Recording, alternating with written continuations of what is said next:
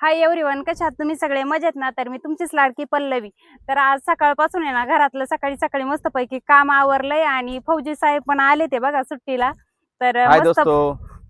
मस्तपैकी आहे ना शेतामध्ये गरका मारण्यासाठी आलोय बरं का. तर इकडे आहे ना गहू लावलेला आहे बघा. तर गव्हाला आहे ना 2 दिवस झालेत बरं का, पाणी दिलंय, पण आहे ना असं वाटतंय की अजिबात पाणीच दिलेलं नाहीये बघा. म्हणजे डायरेक्ट पूर्ण आहे ना सुकून गेलाय बघा 2 दिवसामध्ये. ऊन तर एवढं पडलंय ना की खूप ऊन पडलंय बघा.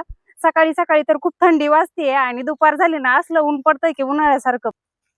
तर मस्तपैकी शेतामध्ये ना फेरफटका मारून झाल्यानंतर आहे ना इथं लिंबाच्या झाडाखाली बसलोय बरं का आम्ही. एकदम आहे ना इथं एकदम थंड आहे बरं का. आणि इथं बघा अजून आहे ना माती पण आहे ना एकदम ओली आहे मस्तपैकी. निवांत आमचं आहे ना गप्पा मारायचं काम चालू आहे बरं का.